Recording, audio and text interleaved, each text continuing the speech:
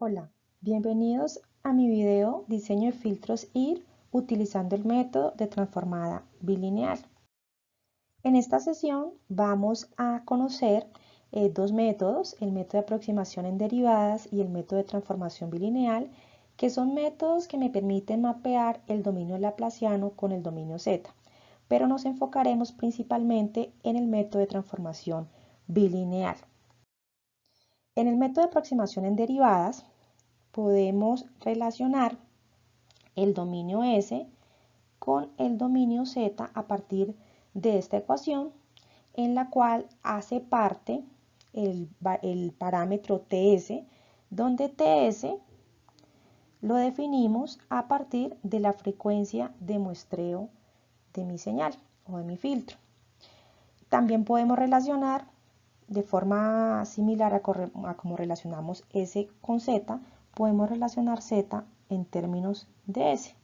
Entonces, básicamente lo que hacemos es que a partir de la función de transferencia del filtro análogo, reemplazamos donde está S por su equivalente en términos de Z y teniendo en cuenta ese parámetro que es el periodo de muestreo, que es igual a 1 sobre la frecuencia de muestreo de mi filtro. Este método de aproximación en derivadas, cuando reemplazamos S por J omega, tenemos que Z va a tener un componente real y un componente imaginario dada por la ecuación que les estoy mostrando en esta diapositiva, donde omega corresponde a la frecuencia del filtro análogo. Y así de esa manera podemos conocer cuál es ese valor de Z. ¿Qué repercusiones tiene que ese sea el mapeo entre el dominio laplaciano y el dominio Z? La repercusión es la siguiente, que si tengo una frecuencia en mi dominio análogo que esté comprendida entre menos infinito e infinito, en el dominio Z, cuando realicemos el mapeo, vamos a tener la equivalencia de un círculo de radio 0.5 y centro 0.5. Es decir, todas esas frecuencias en el dominio análogo van a quedar mapeadas en el dominio Z en ese círculo de centro 0.5 y radio 0.5. Y como implicación de ese mapeo es que solamente podemos diseñar filtros con valores de esa frecuencia multiplicado por ese periodo de muestreo que sean pequeños. Y pues obviamente eso nos limita poder utilizar este método de mapeo de una forma más general con filtros que nos satisfacen esa condición. Por tal razón, se realiza otro mapeo, otra ecuación de equivalencia entre ese dominio laplaciano y ese dominio Z. Y ahora la equivalencia nos ha cambiado un poquito respecto a la aproximación en derivadas. ¿Qué tiene como consecuencia este nuevo mapeo? Que ahora el semiplano izquierdo de S corresponde con el interior de la circunferencia unidad en el dominio Z. Es decir, que vamos a aprovechar toda esa circunferencia unitaria, el círculo de centro 0 y radio 1, lo vamos a utilizar por completo cuando estemos haciendo ese mapeo del dominio laplaciano al dominio Z. A diferencia del método anterior en que solamente el mapeo quedaba concentrado en un círculo más pequeñito, el círculo unitario, que estaba en centro 0.5 y radio 0.5, no aprovechando todo el círculo unitario, que es el círculo que queremos aprovechar, que es el círculo que nos garantiza la estabilidad de nuestro filtro. Entonces, en el caso de transformación bilineal, sí logramos que el mapeo aproveche por completo ese círculo unitario. Cuando estamos haciendo transformación bilineal nos aparece algo, digamos, importante para tener en cuenta, y es que cuando tenemos un filtro pasabajo de orden 1, el cual tiene un 0 en infinito, cuando realicemos ese mapeo vamos a tener un filtro digital que tiene un 0 en Z igual a menos 1. Un filtro pasabajo que va a tener ese 0 en Z igual a menos 1. De tal forma que nosotros podemos ya empezar a concluir que si nosotros encontramos en nuestro filtro un 0 en z igual a menos 1, pues va a corresponder con ese filtro pasa abajo. Cuando estamos haciendo transformación bilineal, hay que tener en cuenta que hay una equivalencia entre la frecuencia del filtro análogo y la frecuencia del filtro digital. Esa equivalencia la realizamos a través de la ecuación que les estoy encerrando, donde tenemos por un lado la frecuencia del filtro digital, que es W, y por otro lado tenemos la frecuencia del filtro análogo, que es omega. Es importante aclarar que esa frecuencia del filtro análogo la tenemos que escribir en unidades de radianes sobre segundo. Es decir, que si nosotros tenemos una frecuencia del filtro análogo de 500 Hz, tenemos que previamente convertir esos 500 Hz a radianes por segundo, multiplicando por 2pi, para poder hacer esa equivalencia entre la frecuencia del filtro digital y la frecuencia del filtro análogo. Para poder diseñar esos filtros digitales utilizando el método del mapeo, específicamente la transformada bilineal, lo primero que tenemos que hacer es partir de la función de transferencia del filtro análogo. Para eso, a manera de un recorderis, traje las funciones de transferencia de filtros de segundo orden, pasa bajo, pasa alto y pasa banda. ¿Cómo sabemos que el filtro es de segundo orden? Sencillo, porque la máxima potencia que yo encuentre en esos polinomios va a ser de segundo orden. Específicamente en el denominador voy a tener un término que es s al cuadrado. Por eso sé que el filtro es de segundo orden. Los denominadores de estos tres filtros, del filtro pasa abajo, del filtro pasa alto y del filtro pasa banda, son exactamente iguales. Si ustedes comparan las ecuaciones, son exactamente los mismos denominadores.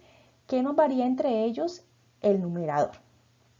En el caso del filtro pasa abajo, tengo una ganancia multiplicada por esa frecuencia de corte del filtro elevado al cuadrado.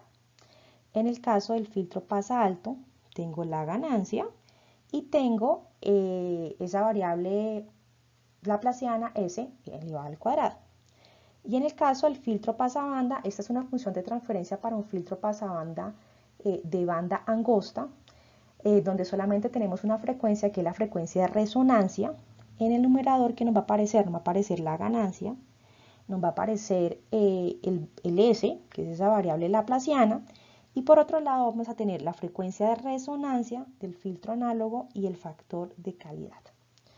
Entonces, la diferencia que existe entre estas tres funciones de transferencia de los filtros análogos de segundo orden radica es en el numerador, dado que los denominadores los puedo escribir de la misma forma, un polinomio de segundo orden donde tengo un s al cuadrado más, tengo algo que multiplica a un s más y tengo un término independiente.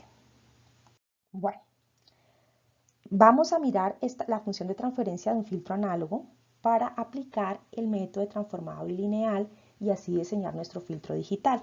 Lo primero que vamos a hacer es partir de una función de transferencia.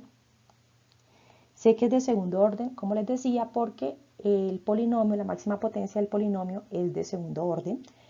Y lo que hago es comparar mi función de transferencia que me están dando en mi ejercicio con las funciones de transferencia de los filtros de segundo orden. De tal manera que identifico que esta función de transferencia tiene la misma forma de la función de transferencia que estoy encerrando en la parte inferior izquierda, donde el denominador es de la forma s al cuadrado más algo que multiplica s más el término independiente, y en el denominador tengo una ganancia multiplicada por s al cuadrado. Esta función de transferencia corresponde al filtro pasa alto. Bueno, ¿qué hacemos entonces? Al comparar las dos funciones de transferencia, la de función de transferencia de forma general con la de mi filtro, voy a extraer los valores de ganancia, el valor de frecuencia de corte del filtro análogo dado en unidades radianes sobre segundo y el factor de amortiguamiento. ¿De dónde extraigo la ganancia? Pues simplemente comparo el numerador de ambas funciones de transferencia y deduzco que pues, la ganancia es 1. Al comparar el denominador de ambas funciones de transferencia en el término independiente, es decir, la constante que no está multiplicada por s ni s al cuadrado, sino simplemente la constante, puedo entonces deducir que la frecuencia de corte al cuadrado es igual a 9, entonces la frecuencia de corte es igual a 3 radianes sobre segundo.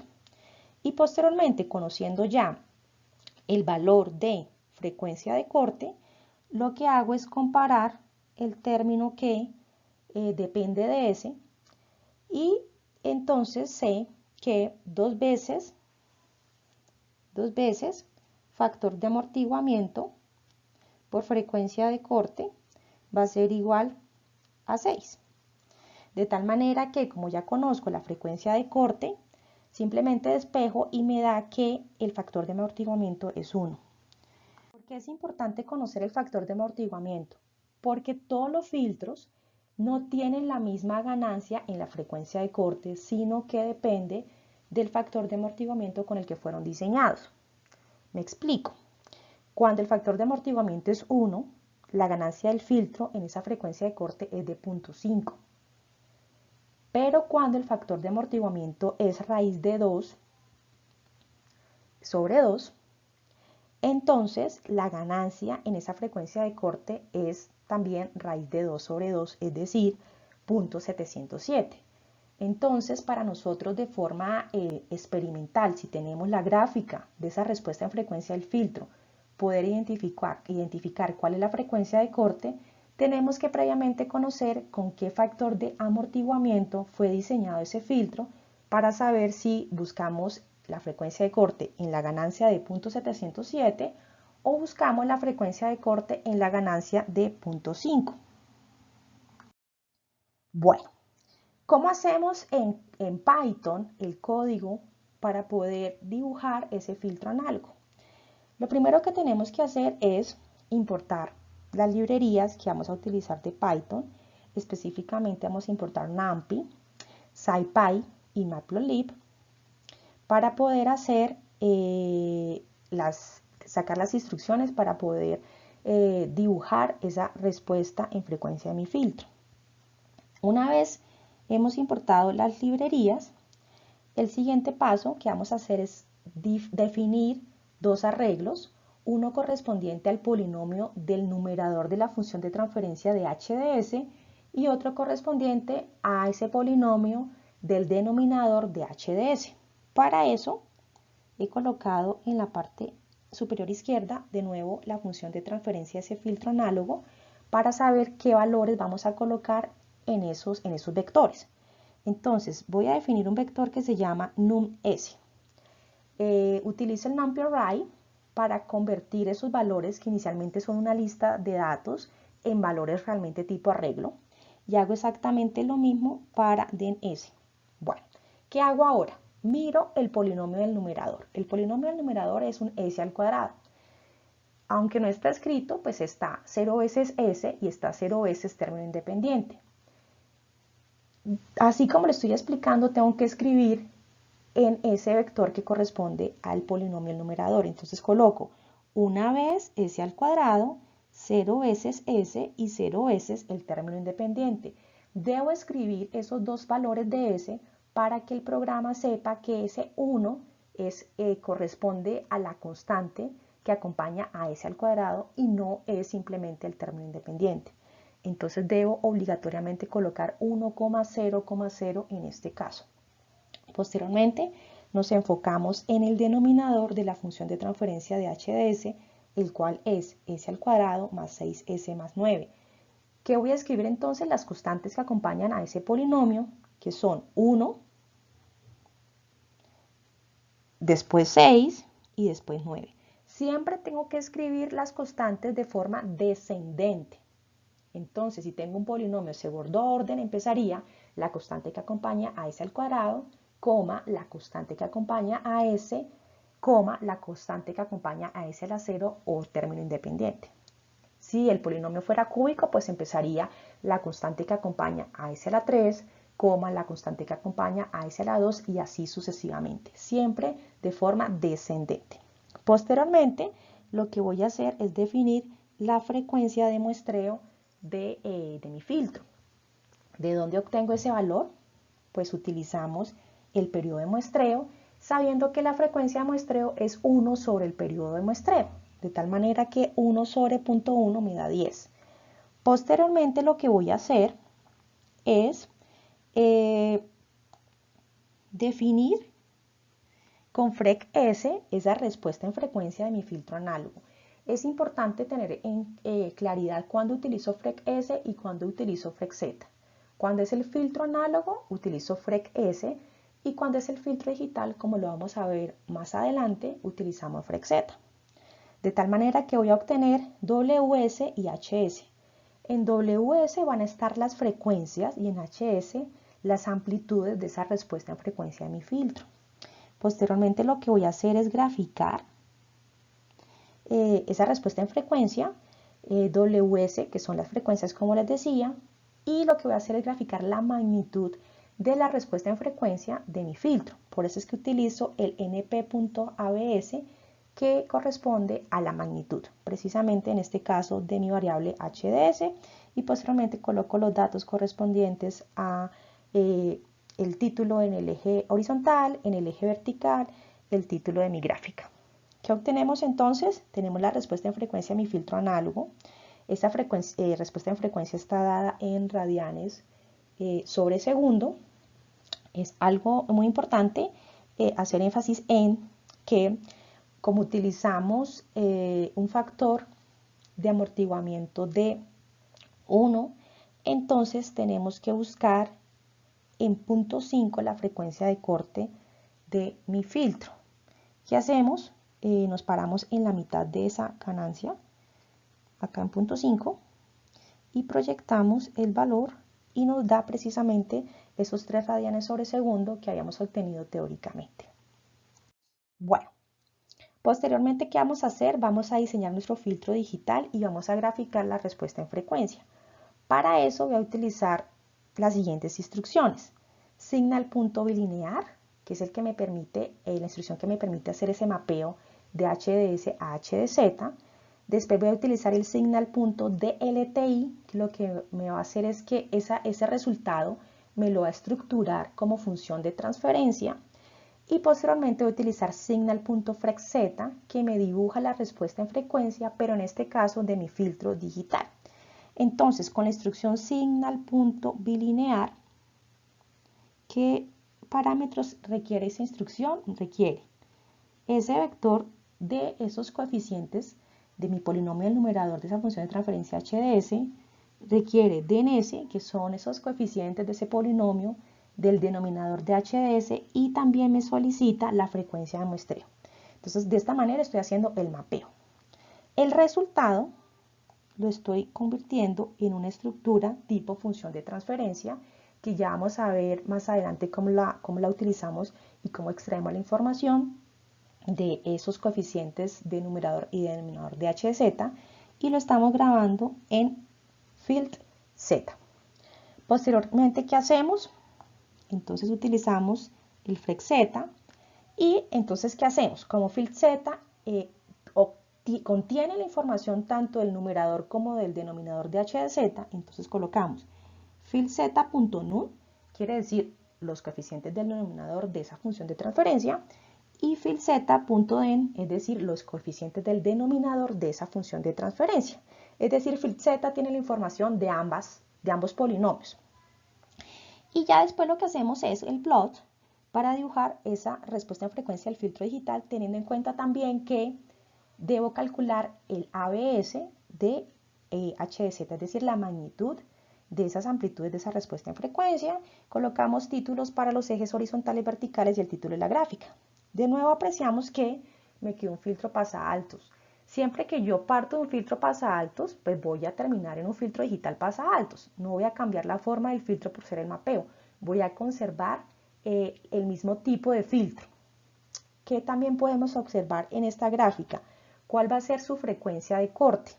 De nuevo nos paramos en 0.5, porque recordemos que ese factor de amortiguamiento del filtro análogo fue de 1 y debo buscar la frecuencia de corte en la mitad de la ganancia, entonces me paro de nuevo en 0.5, y en este caso, al hacer la proyección, me da alrededor de 0.3. Si ustedes se dan cuenta, estamos entre 0 y 0.5, un poquito más pegado a 0.5, me daría un valor aproximado de 0.3.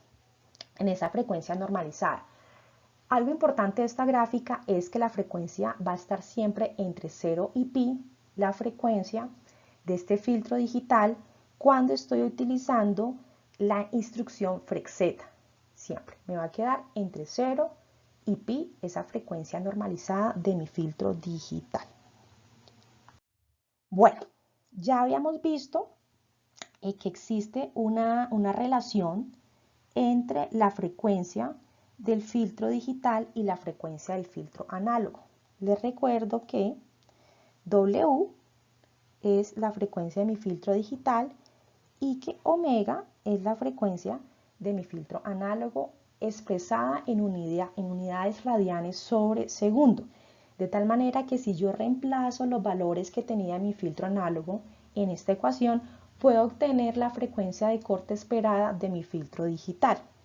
Teniendo en cuenta que omega es de 3, que TS, que es el periodo de muestreo, habíamos definido que era 0.1, y aplico esa operación de arco tangente y me da como resultado 0.2978, que coincide con esa frecuencia de corte que encontramos en la gráfica anterior. Bueno, adicionalmente, como les decía, FILZ contiene la información tanto del numerador como del denominador de la función de transferencia de h de z.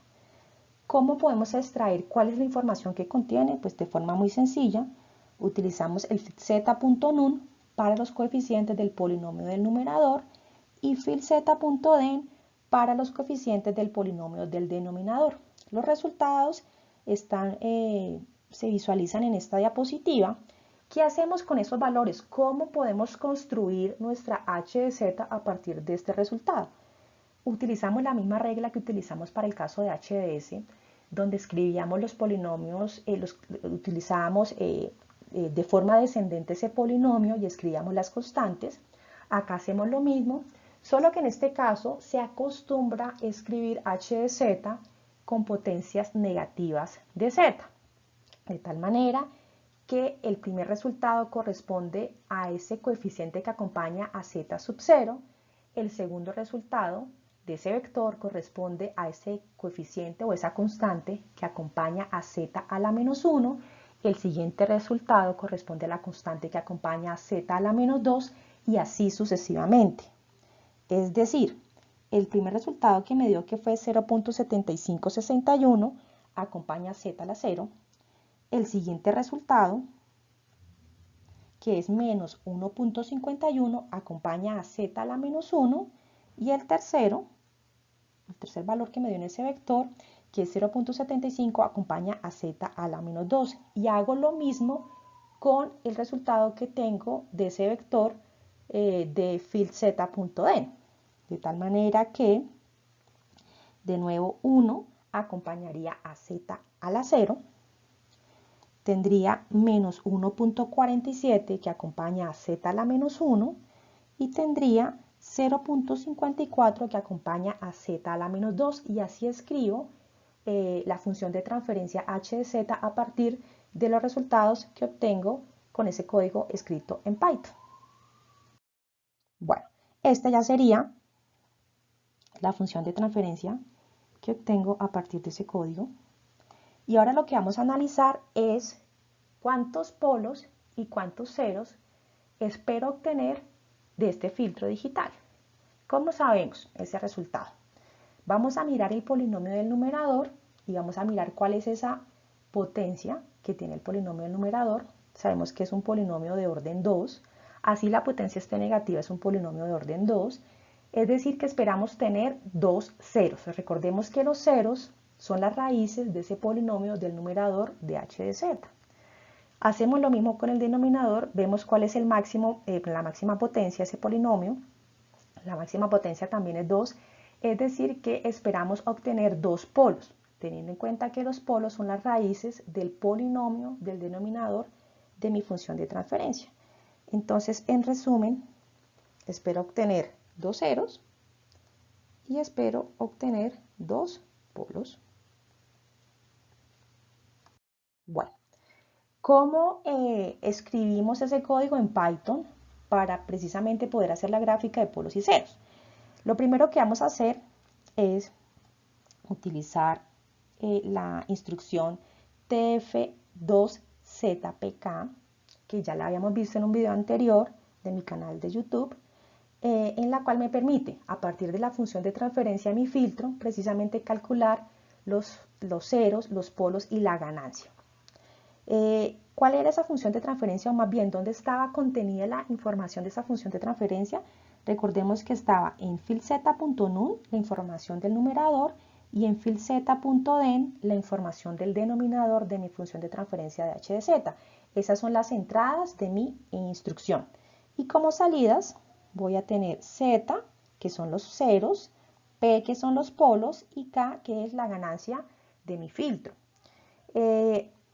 Estamos ahí visualizando precisamente el resultado de ese z, de ese p y ese k, y me da lo siguiente. Me está diciendo que hay dos valores de z, de ceros, perdón, ubicados en 1.0 y 1.0.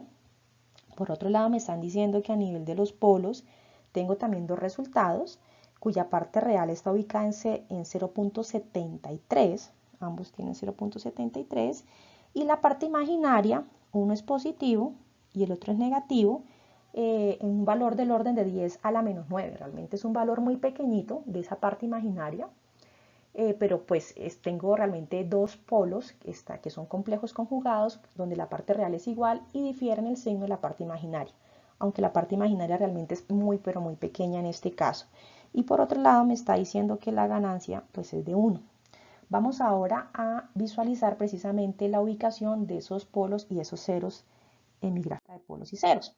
Para eso, lo primero que hacemos es definir ángulos θ equiespaciados, y posteriormente lo que vamos a hacer es graficar ese círculo unitario a través del coseno de ese ángulo θ y el seno de ángulo θ. Posteriormente, utilizando gráficas tipo scatter, vamos a graficar primero los ceros con la parte real y la parte imaginaria de los ceros. Estoy utilizando un marcador tipo bolita. Y posteriormente vamos a graficar los polos, también la parte real y la parte imaginaria de los polos, con un marcador, en este caso, tipo X. Y ya con eso tengo la gráfica de polos y ceros, donde nos damos cuenta que los ceros están ubicados en z igual a 1 y los polos están ubicados en z igual a 0.7 aproximadamente, de acuerdo al resultado que obtuvimos en la diapositiva anterior. Ok, ¿qué hemos aprendido en este video? Primero, métodos que hay dos métodos de mapeo entre ese dominio laplaciano y dominio Z, que consiste en encontrar una equivalencia entre S y Z en términos de ese periodo de muestreo. Que el método de transformada bilineal es más ventajoso que el método de aproximación en derivadas, teniendo en cuenta que cuando realizo el mapeo de mi filtro análogo en mi filtro digital, utilizo por completo el interior de mi círculo unitario. En cambio, en el caso de aproximación en derivadas, no lo utilizaba por completo. Entonces, es más ventajoso el método de transformada bilineal por esta razón. También hemos aprendido a dibujar la respuesta en frecuencia del filtro análogo a través de la instrucción FREC-S. Hemos diseñado el filtro digital en Python a través de la función bilinear que pertenece a Signal de SciPy. Hemos también aprendido a dibujar la respuesta en frecuencia del filtro digital utilizando FREC-Z.